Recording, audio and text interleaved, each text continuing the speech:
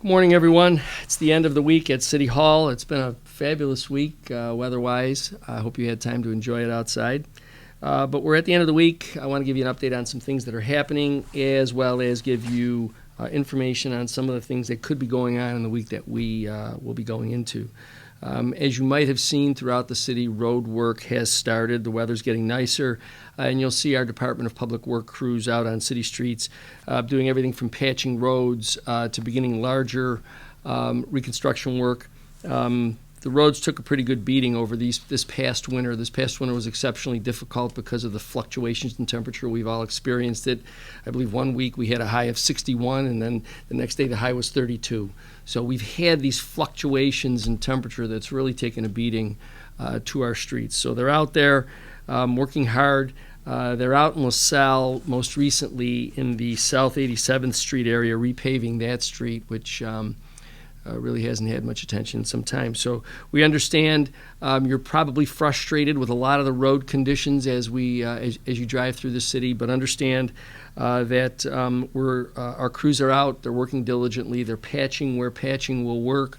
We have established a list of roads that we intend to be able to completely resurface.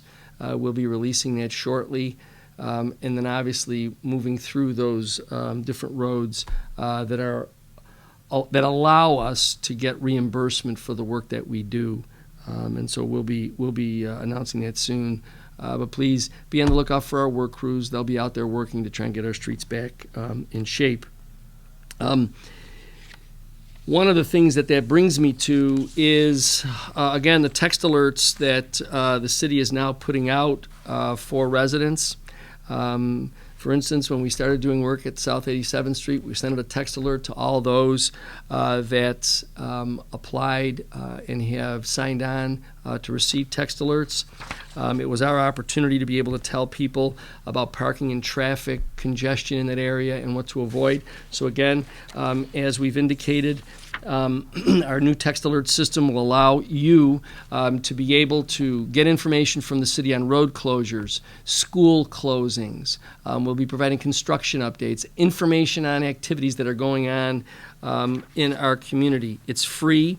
Obviously, the city, it's not a two-way communication process. We would simply be providing information to those who opt into the program. There's no reason to have an app. If your phone can accept text messages, you can simply sign up by texting the word resident to 716-325-5723, 716-325-5723, 716 Falls 23.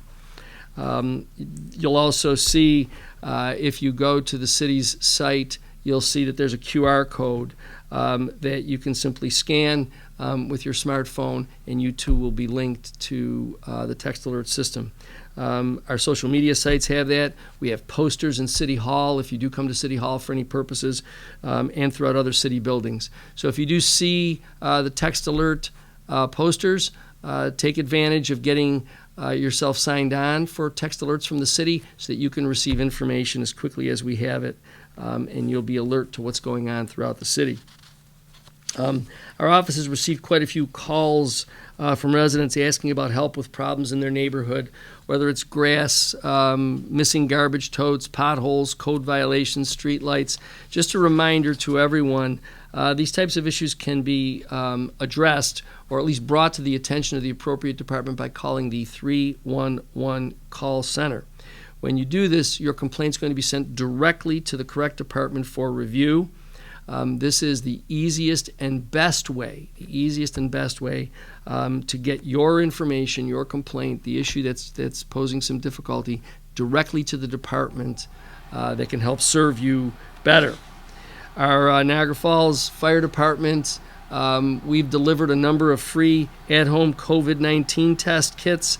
The fire department will be distributing them Monday through Friday between 8 in the morning and 4 in the afternoon. That'll be at the Fire Administration Building at 3115 Walnut Avenue.